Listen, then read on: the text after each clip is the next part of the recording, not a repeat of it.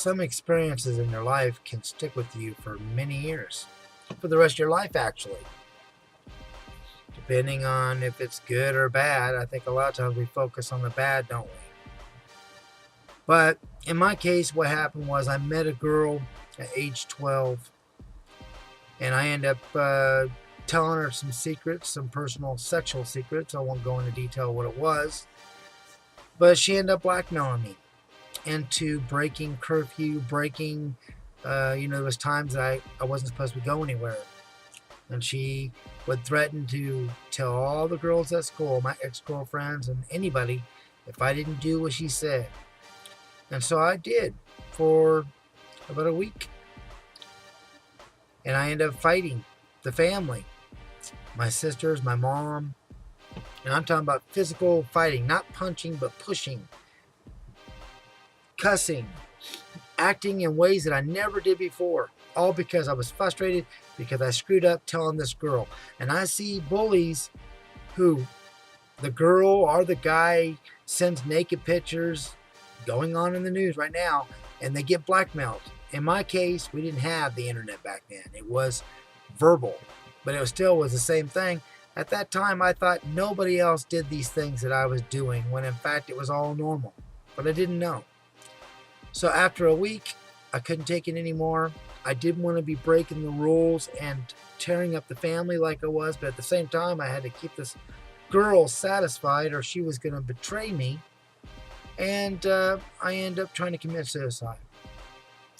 And so my mom had no choice but to put me in a evaluation place that was supposed to be only for a short period of time. We're talking about weeks.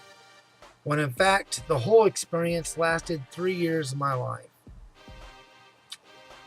13, 14, 15, 16. Well, I didn't get out. I went in twice, so I didn't get out until I was 17 years old. And I went in right before I turned 13. So longer than 3 years. All that time spent in an institute, unfortunately. And you know what? She ended up telling anyway. She ended up telling everybody. So damn if you do, damn if you don't.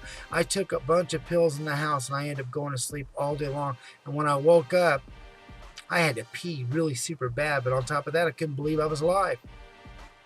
I guess you could say that was bullying, huh? Well, I never thought about it that way, actually. I just made a video about I never tried, to kill myself because somebody bullied me. But in this case, I was being blackmailed and I didn't see no way out. Okay? Wow, it is very similar, isn't it? People giving out naked pictures or videos and then someone blackmailing. And in this case, I verbally told this girl, and you do this or you do that or I'm going to tell. And she did anyway. But those years in the hospital, I met some, a lot of friends. I was with them for that long. But it was a good experience with them, the friends, but bad experience. Your freedom's gone. Imagine being in a place for that many years. It sucked. Got out when I was 17 years old. And I'll never forget that experience. How can you when you spent so much time in a place? I could see the snow outside, but I didn't know what it felt like because I was inside.